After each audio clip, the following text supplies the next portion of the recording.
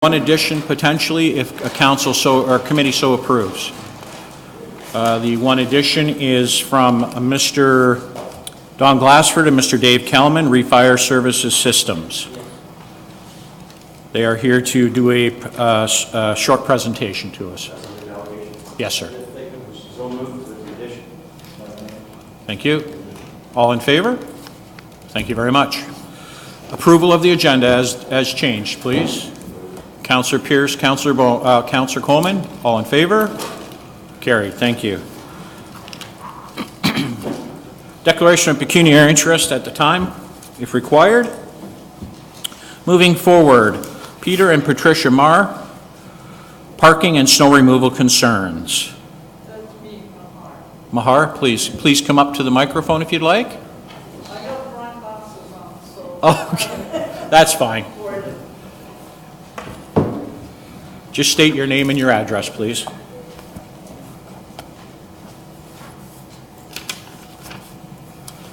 Good evening. My name is Borden Craddock. Pull that microphone over, please. Thank you so much. My name is Borden Craddock, and I live at 33 Main Street here in Paris. Thank you. Please Okay. proceed. I believe you have the notice in front of you, but it's to do with the parking in front of 33 Main Street. It's a Brandt housing building. We have 24 units with only 14 parking spaces. There are 21 people with vehicles. Therefore, 7 vehicles must be parked on the street. We would like to apply for a parking permit or for snow removal. When the snowplow only does the center lane, the vehicles parked on either side of the street get blocked in. The big issue for the 7 vehicles to park. Now, we have to move our cars within 24 hours on this street. So my walker and the other walkers do not go up the snowbanks and down and around and whatever.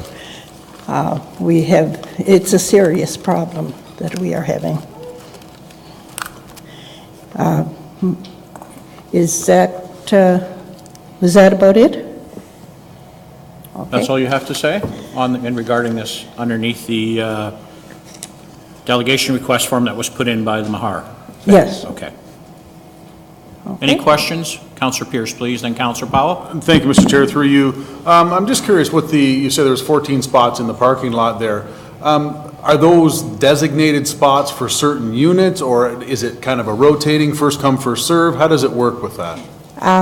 According to Brantford Housing, it is not delegated, the parking spots, but the people in the units. I'm one of the last ones moving in, and they already have their parking spots, and even if a delivery person parks for, a few minutes, somebody is out there telling them that they are not to park. So it's very stringent. Okay, so technically somebody could park in any spot then? Oh, yes, whenever anybody goes to the hospital or whatnot, somebody else could take their spot. Okay, thank you. Yeah, but it's not recommended. Councillor Powell, please. Through you to the delegation, if the asphalt area next to the sidewalk and the road, if that was improved and they were to go to angle parking, and perhaps bylaw could look at the signs, would that give you enough more parking places to ease the problem? Only if they extended the parking lot a little where the picnic area is, then it would, that would work. But just angle parking would only give you an extra one, one, maybe 2 parking spots. If I may just follow up. Please. Some have suggested you could park up by the Sacred Heart Church, the School for the Blind Deaf, but that is a fairly steep hill, and if you had any difficulties, you certainly wouldn't want to do that too often. And in the winter, it could be a bit of a nightmare trying to get from Sacred Heart to where you're living. Is that true, or is that? Oh, that's most definitely true. Yes, I know I use my walker, but I can't use it in the wintertime because the snow is piled up. Yeah. And the walker just doesn't go through it. Okay, thank you. No, I'm in my 80th year, so, Yeah. I'm getting up there. Any other questions or concerns?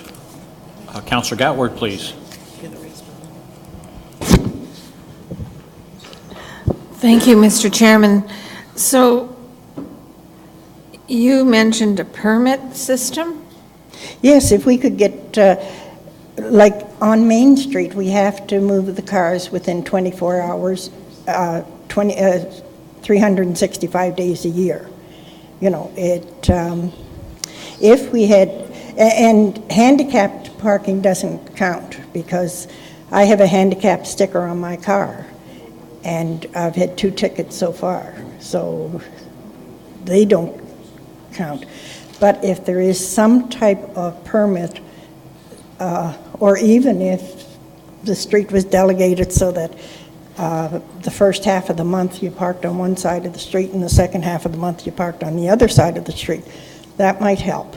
But other than that, a special permit, I don't know how, because we're all seniors in that building. Thank you. Any other questions?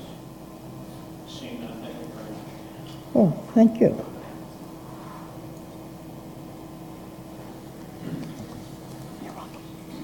Thank you. 4B, public hearing application for noise bylaw exception. Noisemakers President presents.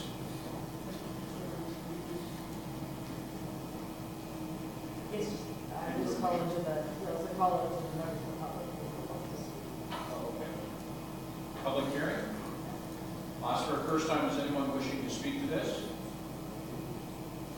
Second time? And third?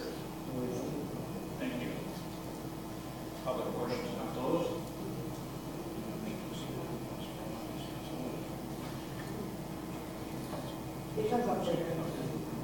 Moving along, we'll go to C. Mr. Don Glassford, Dave Kelman, REIA Fire Services Systems. Gentlemen, please.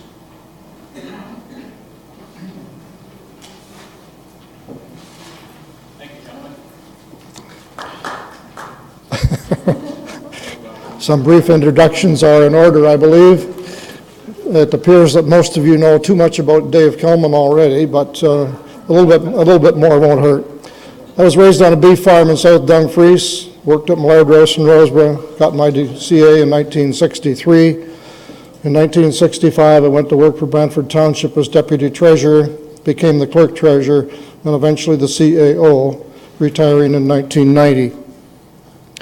Don Glassford became treasurer while I was there, and when I retired, he took over as CAO of Brantford Township. He's been a resident of Brant County for about 40 years. The third member of our committee is Peter Hexamer. Peter is a local businessman, a lifelong resident of Brant County. He was on Brantford City Council, and he has been a member of Brantford Township Council, and while there, he was chair of our fire committee for 6 years. Thank you for the opportunity to present our ideas with respect to fire insurance and protection. We emphasize that we suggest this only for Brant County at the present time. This idea started when I misheard a radio report about the number of house fires your department had responded to the previous year. This was more than 2 years ago, but I remember thinking immediately, it would have been cheaper just to pay for the houses than to fund the fire department. And so I wondered, is that at all realistic? I wonder what the facts are. And so began my research. I started by thinking back over the changes in our society during my 80 years. This is what I found. The use of candles has all but disappeared. There are almost no wood or coal-burning stoves today that caused so many chimney fires. there are few wood-burning fireplaces in use. There is little of that old knob and tube wiring that the squirrels and mice used to chew through to start fires. The electrical code has been upgraded. The building code has been upgraded. Many multifamily, commercial, and industrial buildings are sprinklered. There are far fewer smokers than there were just a few years ago when careless smoking caused lots of fires. Most of the old two-story barns are gone. They were the site of many spontaneous combustion fires from unmatured hay. Almost all of the tobacco kilns are gone. The installation of smoke alarms and CO2 alarms have helped to not only save lives, but to alert people to the fire so that steps could be taken to minimize the damage. So it begs the question, is a fire department still necessary? We submit that, with the exception of downtown Paris, with so many buildings immediately adjacent to each other, that maintaining a fire department for the rest of the county is unnecessary. Here is the situation as we see it. Brant County is in the fire insurance business now. You collect a premium for this insurance in the name of taxes. You use that money to build halls, buy trucks, and hire people to put out fires for the purpose of minimizing losses. Whose losses? Almost all the buildings are insured by the owners. So when your department puts out a fire, they are saving money for the insurance companies. Now let's suppose the building owners do not have to buy fire insurance at all, and the county simply reimbursed owners for their losses, except, of course, in the case of arson. The 2016 Canada Census shows there were 11,090 single-family homes in Brant County. How much money would homeowners save if they did not have to buy fire insurance? In my case, I pay $700 a year for insurance on my home, which I purchased in 2008 for $335,000. If we allow, say, $200 of that premium is for losses other than fire, and my house is the county average, then the countywide savings to homeowners would be $11,090 times $500 equals $5,545,000. Now, we noticed from a Ranford Expositor story last November, there was a concern that your annual firefighting costs could rise to $5.5 million because of the new minimum wage laws. And so we suggest to you that it is time for a brand new look at firefighting in Brant County. During the development of this idea, I remember thinking, Dave, is this crazy? Are you missing something important? So I decided to get opinions from others with experience in the subject. Both Don and Peter agreed that my research and thinking were sound and readily agreed to support my idea by putting their names on this presentation. We appreciate that there are far-reaching implications and ramifications to be considered, but submit that that is not sufficient reason to not begin.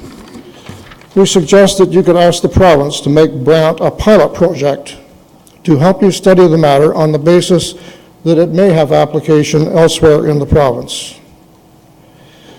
If we still need a fire department, let's equip the firefighters with jetpacks so they can fly to fires using GPS on their cell phones to locate the fire for them. When they arrive at a fire, they will detach a grenade-type device from their belt filled with dry chemicals to throw into the fire to extinguish it. I would invite Peter and Don to add their comments.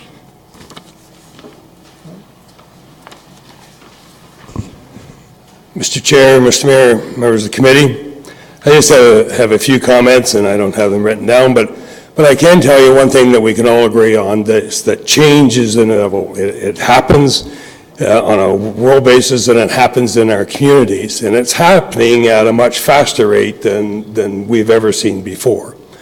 And so you as a municipality have required, or your mandate is to keep coming up with new ways to deliver services that the community wants and in fact demands, and you do that in a manner that is affordable.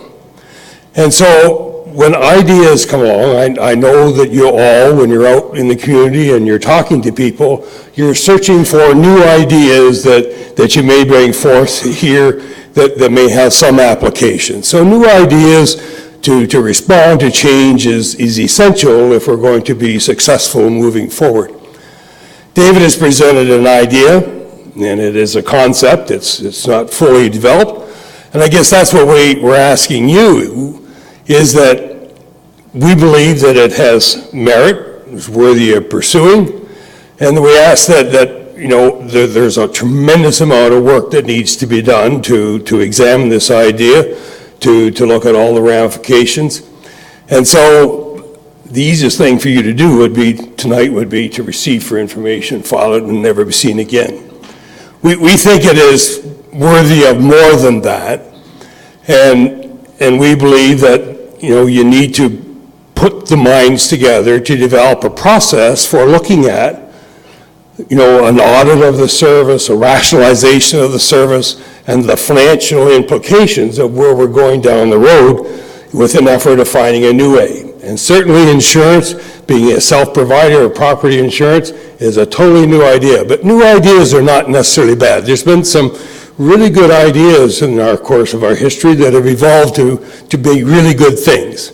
So I guess we're asking you to take this concept and examine it and then make your decision down the road after you have more information. Because certainly I understand, and David understands, and Peter understands that you can't say definitively one way or another where you want to go without having more analysis, more information, and more thought as to how you might do this. And so I guess that's what I'm asking, and I believe David and Peter as well is asking that you provide a commitment to looking at this as a new way of delivering service and saving money.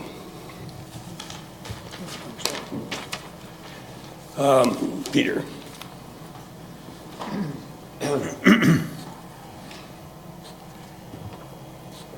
I don't have anything prepared either, but if I were a member of council right now, two things could be happening. I'd either be scared as hell, or I'd be saying to myself, gee, the future is here.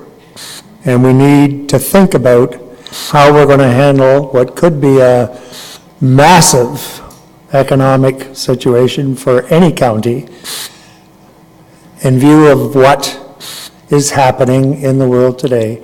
I couldn't agree with Don more about the future is here and the future is full of surprises, but we have the ability and we have the resources to take a thought like this one and have a new process that'll work better, more efficiently, and more economically for the county of Brant.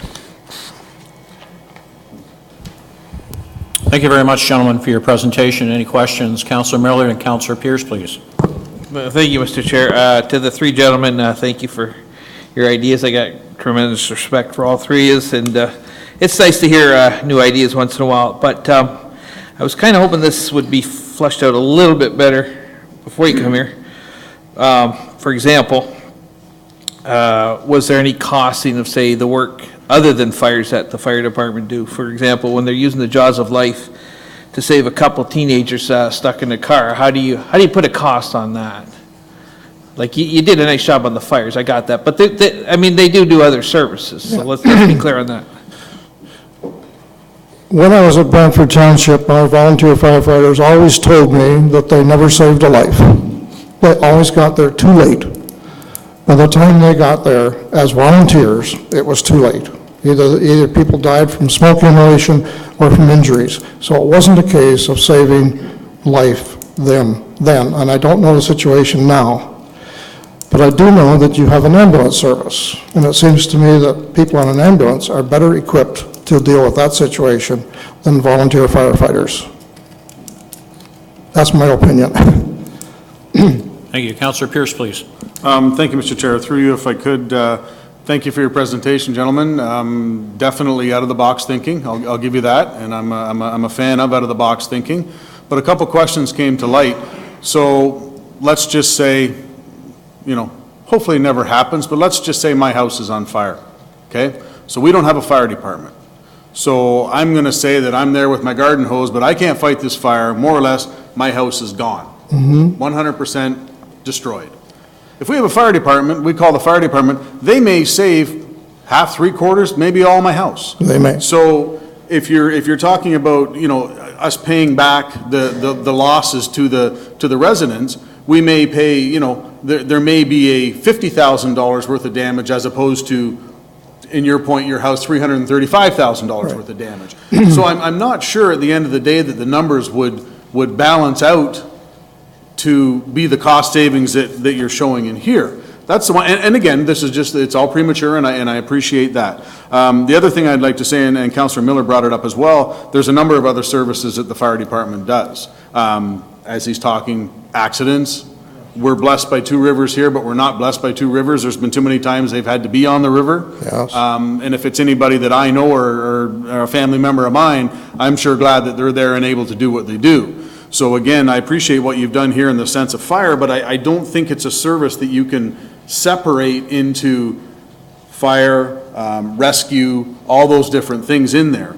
So again, obviously, much more information and discussion and has to go into this, but I'd be curious to understand over the course of time, if we were to take the number, you know, thankfully we don't have, you know, a lot of structure fires and such in the county, but I'd be interested to know with those structure fires, what the damage was as opposed to, and I'm again, thinking out of the box here, right. I'm assuming there aren't too many people with a garden hose that are going to be able to stop a fire if it goes. But again, I appreciate you just coming in here and giving us this idea. Your fire department will know how many house fires you've had. Yep, absolutely. That'll be recorded. Yep. Your assessment will tell you the value of the properties that were damaged. So you have that information. I don't have it. Yeah, and that's what I say. There's more info needs to be done on this. That's the kind of information you will need to make your decision. We just feel that your emergency response team should not be centered on the fire department, that the ambulance is far more important service nowadays than the fire department. And if I could, Mr. Chair, through you, I agree with that statement, but we're also in a whole different conversation with ambulances and shortages and all that kind of stuff. I appreciate that. But at any rate, I'll leave it at that. Thank you for your time. Okay. Thank you, Councillor. Councillor Wheat, please. Thank you, Mr. Chair, through you. The fact that I've known Mr. Kelman, Mr. Glassford, Mr. Hexmer for a long time, and my ward mate is shy and doesn't have the experience with you gentlemen that I do, I have something to show you. And I'm going to carefully bring his computer up to you. It won't take you long.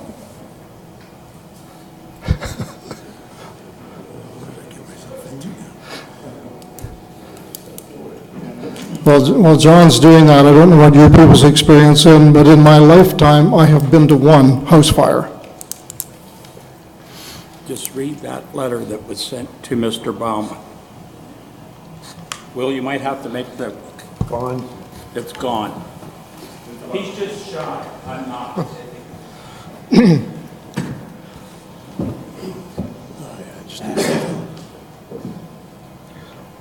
open that up a bit for you.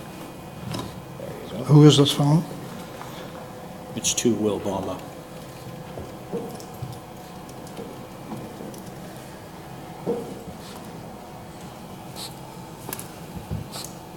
Mr. Chair, is he able to read that aloud so we can all understand? Yes. Nope.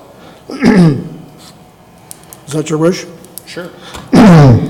Dear Mr. Baumann, it is with great pleasure that I formally recognize your actions in saving the life of a male participant at the Tour de Grande event on June the 8th, 2014 in St. George, Ontario. While traveling home, you came across a participant of the Tour de Grande event who had fallen from his bicycle. The male went into arrhythmia and appeared to be suffering a seizure. As a volunteer firefighter, you requested emergency medical response and rushed to the nearby fire hall to retrieve the defibrillator and oxygen tank. The defibrillator was administered twice, and the male regained a strong pulse and was transported to hospital for recovery. As Commissioner of the Ontario Provincial Police, I commend you for your quick response, which contributed to saving the man's life. Yours sincerely, and I can't read the signature. I do note that the letter is written 4 years after the event. Thank you very much, gentlemen. If there's no more questions, Councillor Powell, please. Just to follow up what Councillor Pierce said, well, first of all, in the article, it mentions Paris, we would need a fire department because the buildings are close together. But I think that's also true now of St. George, and St. George is getting bigger, and Burford. And he mentioned other things the fire department does. We have a number of grass fires in Brant County, and if the fire department can't get there reasonably soon, you could have a whole lot go up in smoke. Not just the grass, but the barn and the house. Also, I think 2 or 3 years ago, we had the fire department rescue somebody who got trapped in a pond in the county. Perhaps Councillor Wheat will remember. And I think it was the fire department that got there. And also, we've had a number of corn silos that have had an accident, and the fire department got there, and I don't know all the details, but I think they rescued some people, and it's a dangerous area to go into, a silo with the what's in the atmosphere that an ambulance people, I don't think, have the equipment to take that on, which a fireman with their protective gear are able to do. Now, again, that's just, as Councillor Pierce said, it's outside the box, but it gives us food for thought to look at something different and see how it applies in 2018 and going forward. I understand that, and that's the kind of thing, we as retired people don't have access to the information. But I'm a numbers guy, and I like to know what the numbers are. I do know that I don't want to insure a $500 asset and pay $1,000 a year premium. It's costing me money every year I do that. So that's the question. Are we spending money we don't need to? And I don't know the answer. We're simply asking you to look at that. Mayor Eddy, please. Just to mention that it's fine. Thank you for bringing forward the suggestion. It's always good to look at new ideas and see how they become worked in. But as you know, we're under the direction of a provincial government. And as governments change, which sometimes they do, not always, there are new regulations, new rules, new levels of standards that we are required. In other words, we don't make our own rules. And that is a big part of it, is the Fire Act and what it requires municipalities to do, which really would affect this, these suggestions immensely. That's why we suggest that you invite the province to make you a pilot project so that they are involved in the study as well. It may have application in other rural areas of Ontario. When I drive the rural areas now and see the vast open fields with no buildings, the chance of fire is practically zero. And the price to buy insurance is too high for the protection you get. That's our submission. I know there's a whole lots of questions, but we've done the best we could with the information we had. I hope it's helpful. Thank you very much, gentlemen, and you're right, there has to be a starting point on everything, and this looks like a starting point on something in the future. Thank you. Thank you very much. Members of committee, we have A, B, and C. Should we get through those first before we go into the in-camera? Thank you. Consensus is yes. Members of committee, how would you like to deal with number A? Counselor Gatward? Thank you, Mr. Chairman. I would suggest that the parking permitting issue be referred to bylaw enforcement, such as the parking permitting issue for downtown Paris was referred to bylaw to look at. And then the snow removal concerns be referred to Public Works.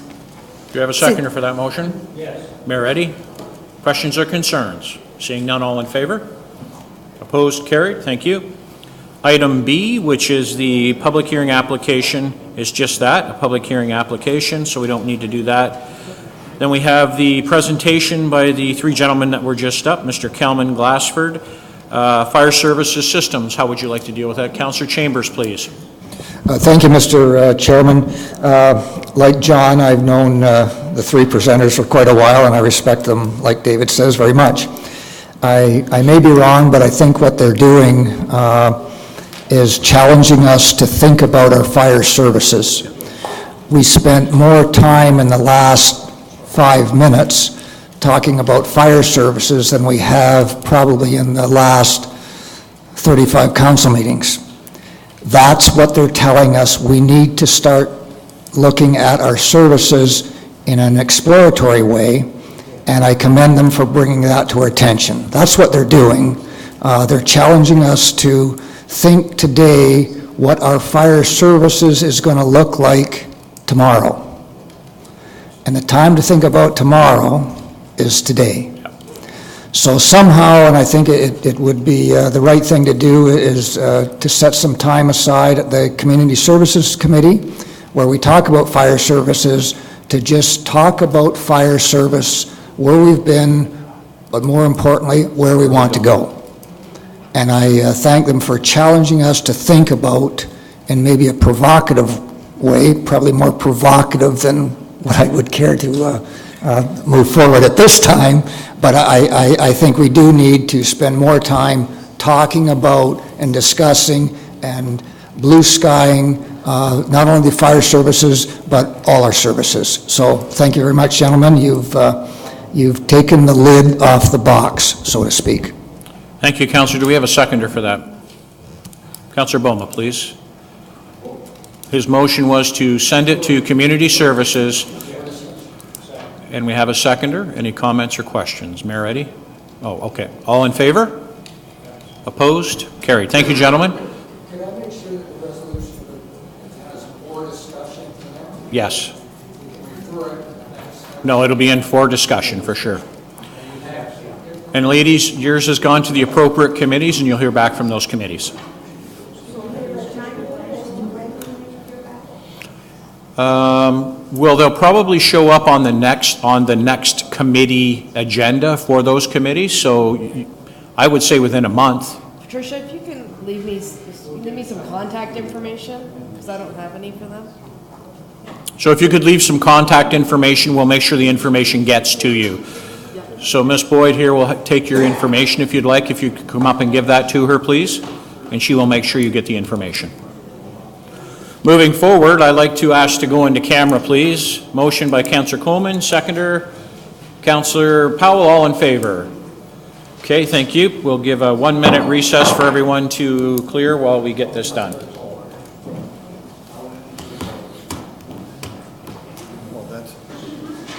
Seeing none, all in favor? Thank you. Business arising from the minutes, there is none. 7A, consent items to be approved. 7A1, there's a recommendation. Approved by Councillor Boma. Seconder, Councillor Coleman. Questions or concerns? Seeing none, all in favor? Opposed? Carried. Thank you. Consent items to be received. B1 through 6. Councillor Pierce, moved. Seconded by Councillor Miller. Anybody have any questions? Let's start with Councillor Pierce, Miller, and then Gatler. Thank you, Mr. Chair. Through you on, on B2, the Brant Tourism Year in Review. At Community Service, we spoke of the counters that they have on our trails and they have on in the arenas and stuff like that, and it was quite fascinating, the numbers that we get through our arenas. I think it's, hats off to everybody in there, because the numbers here are just, they're amazing. Like, it's really, it's very humbling to see how many people are coming through our community.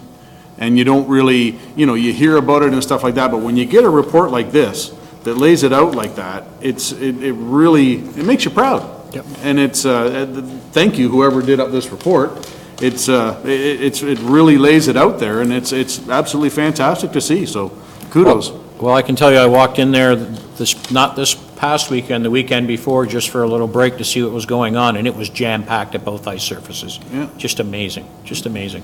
It's fantastic. Okay. Councillor Miller, please? Mr. Chair, I'd like to B1 pulled, please. B1, okay. And Councillor Gatward. Thank you, Mr. Chair. Yeah, I wanted to just thank Christine Staley for doing the 7B1 report on the gravel pits. I found it most informative. It's interesting. I didn't realize that we were licensed for so many tons of gravel in our county. And I'm glad they've increased the rates that we're receiving for tonnage, but they sure do beat up our roads. Oh, they sure do. That's all I wanted to comment on. But I did want to thank Christine for the excellent report. Thank you. Okay, so one's been pulled, B2 through 6. All in favor? Approved. Item 1, Councillor Miller. Just, Mr. Chair, yeah, no, and I concur with what Councillor Gatward said. I just, I had some questions because I'm not understanding a lot of this. They have site detail, I'm on page 20 here, which is page 2 of the report, and it has site details, setbacks with berm, property class IT, setbacks without berm, RT. Does that mean that each different part of a gravel pit operation or quarry has different property classes, taxed at different rate? I just want to be clear on that. Christine, could you come up, please? Thank you.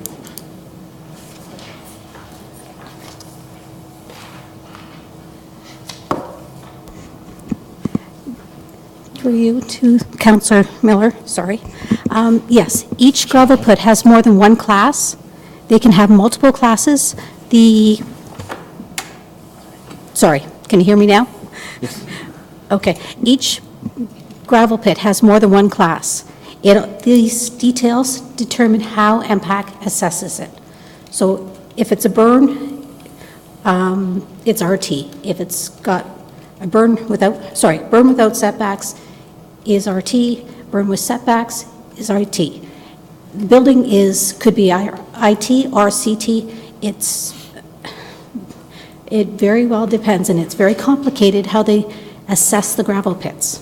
Okay, and then following up on that, because we first heard at budget that they have been reassessed from industrial to farm, and I'm looking at this, and the only thing that's classified as farm is the actual farmland or other lands actively farmed. Am I reading that correctly? Okay. Yes, you're reading that part correct. What has changed when they did the reassessments is that the land that the gravel pit is on is now valued at Class 5 farmland, which is almost the lowest rate. It used to be at the industrial, which is running about 175 per acre. This one is less than 5. That's Okay. the big difference. But at the end of, okay, and just a quick follow-up then, so at the end of the day, the royalties probably for 2018, they'll probably run close to what we got in 2016, and that's in the 260, 270 range, right? And just for comparative purposes, in England, it's $3 per ton for a levy, so we are far, far from that.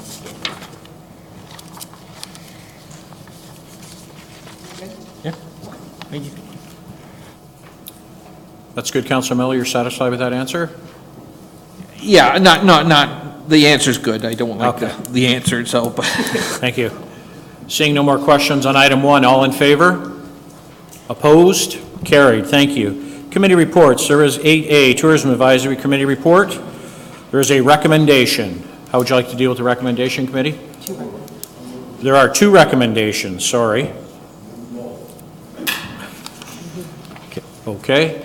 Councilor Pierce, seconds. Questions or concerns? Seeing none, all in favor? Opposed? Carried. Thank you. Moving across the page to Corporate Services. General Manager's update.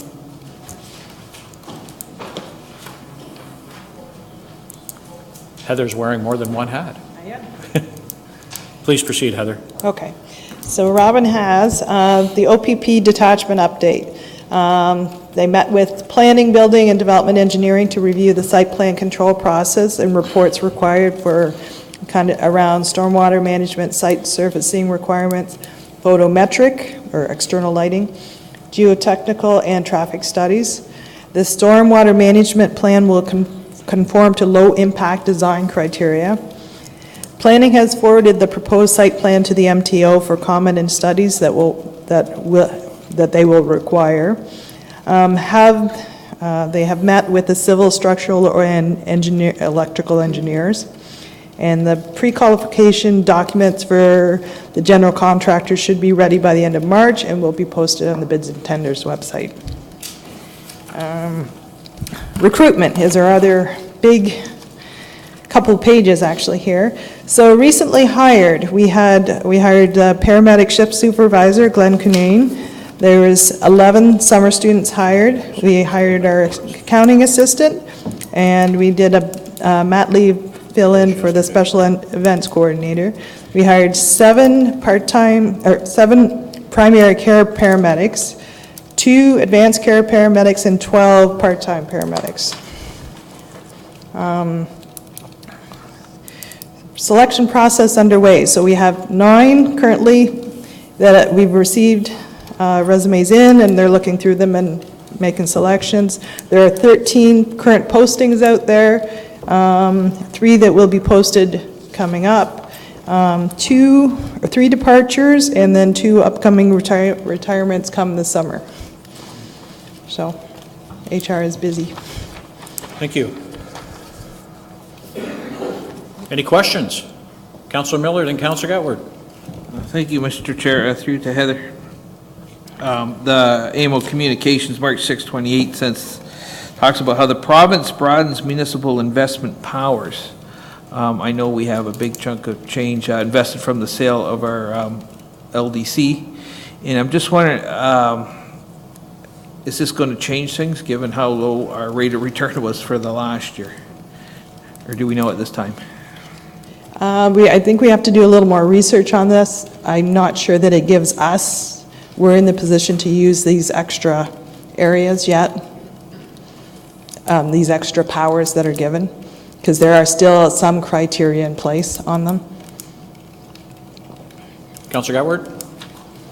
Thank you, Mr. Chairman. I just wondered, have the 2 retirements already been announced through HR, or can Yes. you tell us who they are? Yeah, Susan Allen, so our payroll clerk, she's going at the end of August, I believe, and Donna Nat in water is going in, I think, in the end of the summer as well.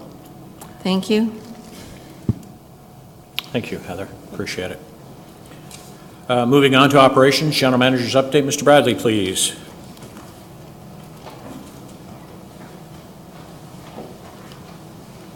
Thank you, Mr. Chair. I just wanted to update 2 projects. They actually both have to do with the river. The Penman's Dam project, I've had a couple of staff reports in front of committee, and just to let you know that we did have an agency meeting last week where we had all of the agencies that will be part of the very comprehensive environmental assessment that we're going to have to do. So we set that meeting up to get them together to help us scope out that environmental assessment, because it's going to be a combined federal and provincial environmental assessment, so it's a bit complicated. It was a productive meeting, and we believe that we should be able to scope out a proper EA to be basically in time for the completion of the condition assessment that you approved back in January. And once that condition assessment is done, we'll be able to give you a definitive, this is what it's going to take to replace the dam, and this is what the EA is going to look like, and then we can proceed along those lines. So, Given the flood situation that we have, I just wanted to update you on a project that I've been working on for a couple years right now, and this is the Paris Dam Dike Assessment Project. And I think we've provided some updates on this in the past, but I think that the county's been quite proactive in terms of the Paris dikes over the last 2.5 years.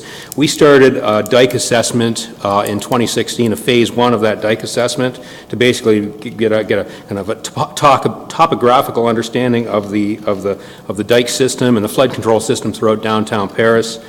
And then we proceeded to a phase 2 of that project, which is a detailed geotechnical examination of the dikes and a full survey of the dikes. And so that report is now complete, and it's actually with the agencies, the GRCA, Department of Fisheries and Oceans, and M&R, because they're the experts in these kind of things.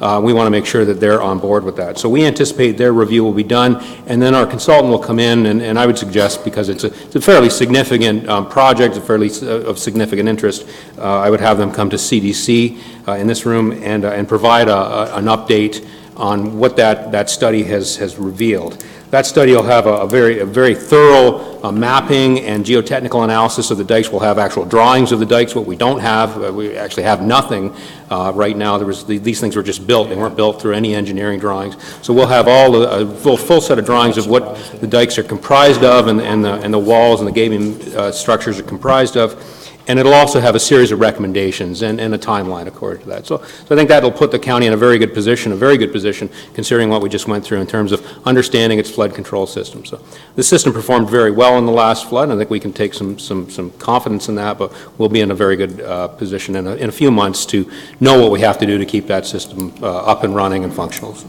it's my report, Mr. Chair. Thank you, Mr. Bradley. Does it include the gabion baskets or the gabion walls as well? It will include all of I call it the dike the review, but it's actually the flood control structure review. It'll any of the concrete walls, the gabion structures, and any of the earth and embankments.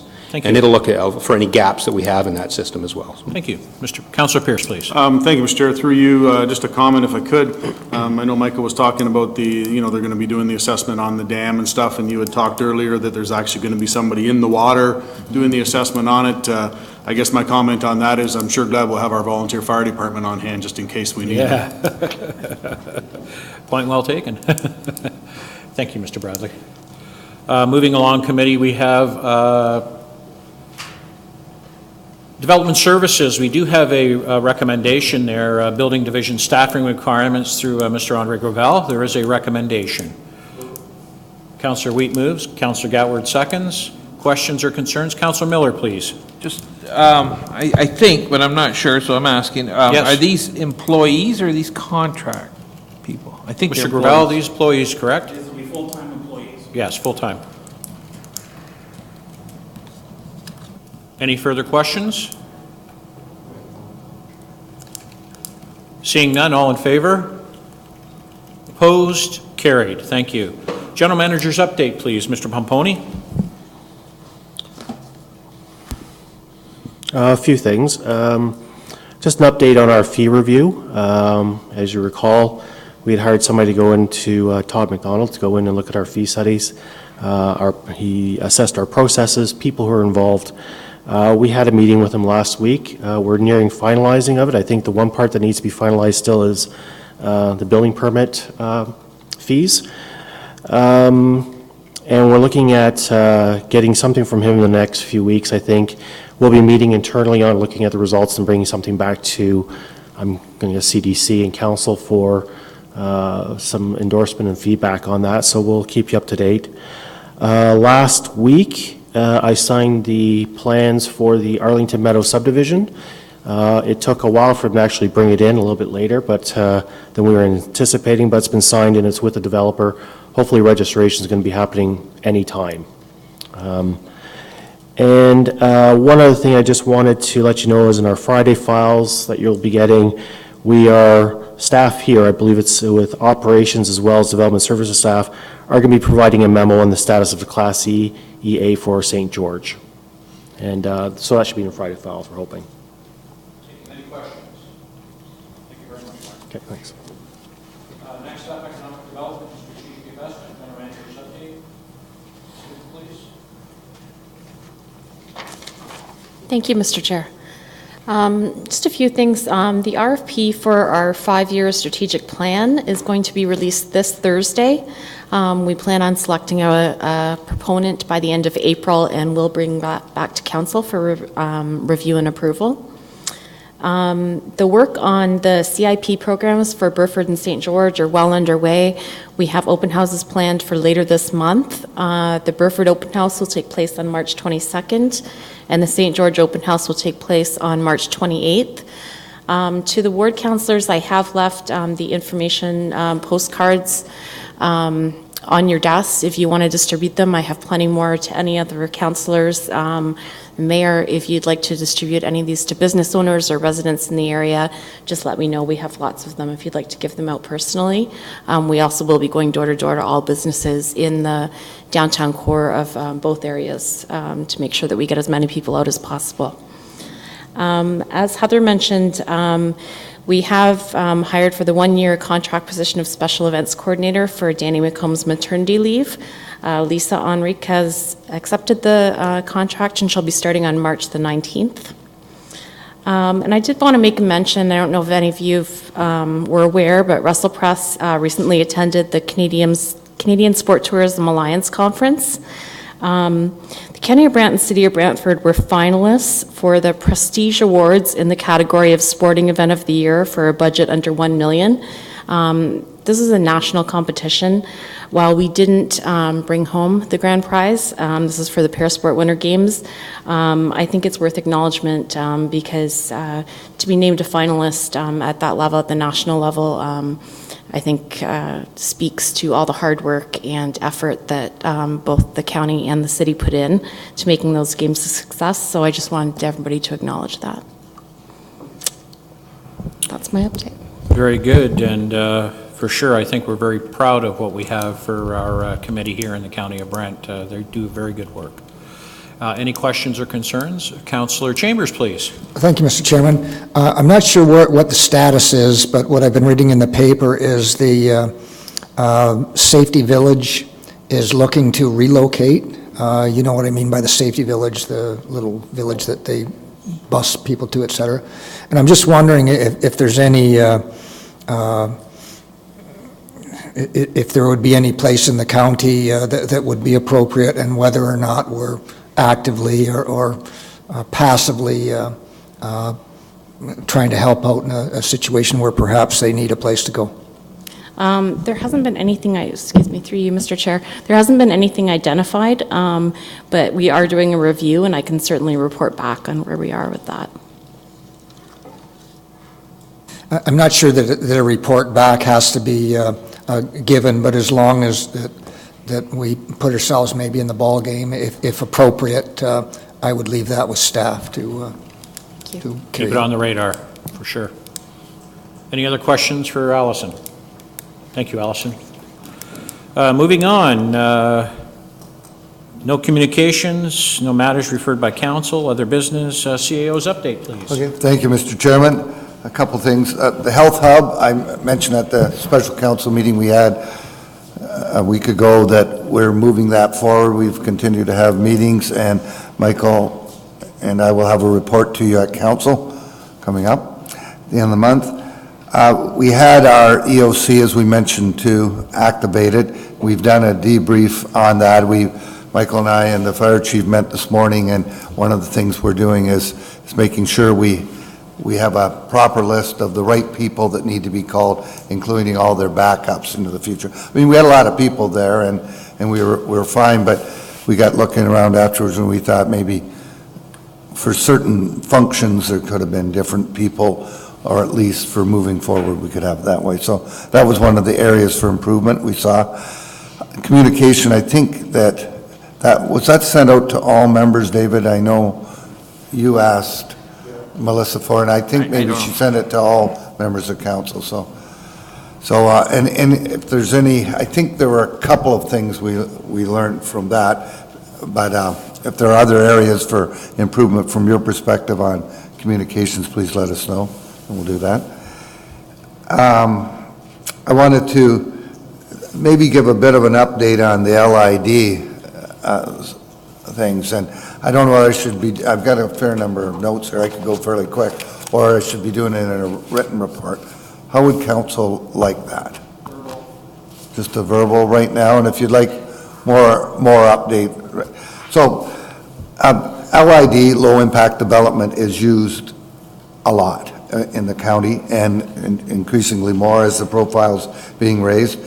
I'll go down a bit of a list. The OPP station, that's underground stormwater retention system, will be in there, as well as permeable pavement in the parking lot, and so on.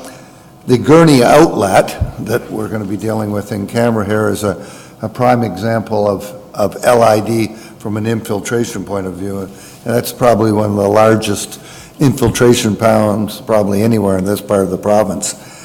And we also have that up in the Granville subdivision and in the Brant Business Park. That whole pond there is an infiltration pond. So we've been practicing and will continue to practice what we're preaching.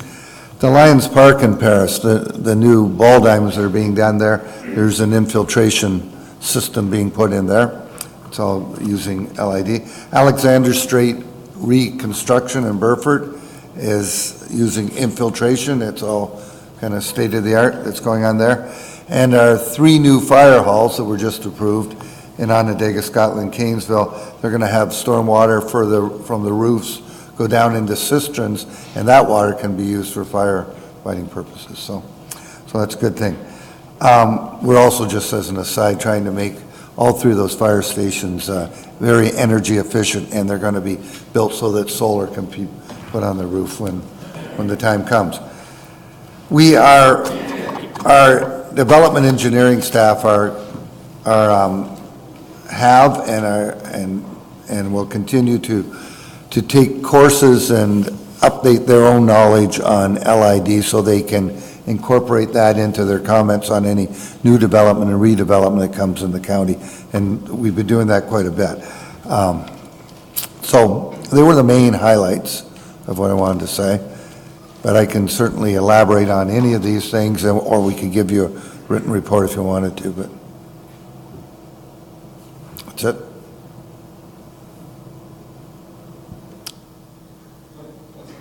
Through you, Mr. CAO, just a couple things, if I could, with your emergency services there. You talked about, potentially, calling people, which was a little challenging, and could have called others and stuff like that. I don't know if it's been discussed or anything like that, but I know with my work, we do what's called call tree tests for emergency situations where we have, here's your people. And we do tests every 3 months. We got to do a test. It's a surprise thing where you go through and you call all the numbers on there just to make sure that you can get in contact with them and that sort of thing. I don't know if anything like that's been thought of in that sort of thing. I think that's a good idea, and I'm making a note of it here, and we can talk about that. We should test that. Not that we had a problem at all. That part of it wasn't the problem. Everybody that was called was available and got there. What we're looking at under the provincial emergency management system, you have a command table, and then you have 4 other tables, one dealing with planning, logistics, finance, and operations. Mm-hmm. And there were people assigned to these tables, and we got looking at them more critically after the fact and said, on certain tables, there probably should have been staff with different background, different skill sets. So that's what we're trying to modify. Okay, excellent. Yeah, because as I say, I know that's what we do for our DR disaster recovery things. We run through these call tree tests, and the biggest thing we find when we do the test is people changing phones. So you're trying to call somebody and their phone's no longer there. And one other thing, if I could, you're back, Mr. Chair, through you. You mentioned Lions Park in your report. Those that haven't been down to Lions Park in the last month, you got to go check it out. The Pete Lavoie Fields, they are coming. We're just about there. We're so close to being there, and they absolutely look fantastic. If you haven't been down, it's worth the drive.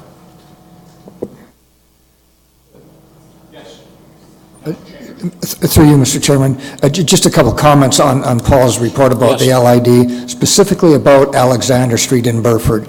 And I'm very pleased that philosophy is being used in that particular example, simply because and for those of you who don't know Alexander Street in Burford, it's where the high school is on, right at the corner of the church there. The village of Burford does not have water services, nor does it have sanitary sewers. So it's very crucial that the water be protected in that village because they drink the water that is there. And anything we can do to protect the aquifer is so important to that village and villages like it across the county.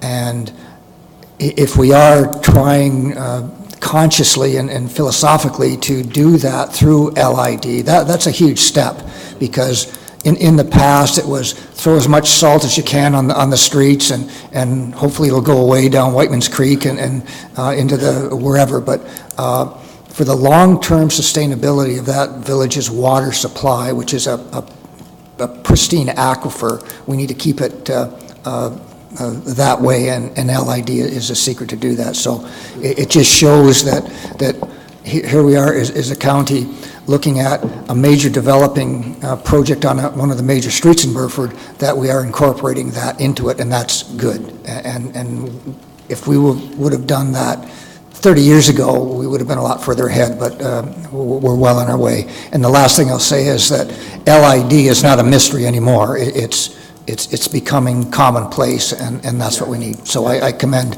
Paul and staff for doing that. I think it was 1 or 2 years ago where I put the resolution about LID, and it's starting to become commonplace. We don't even think about it anymore because we're doing that.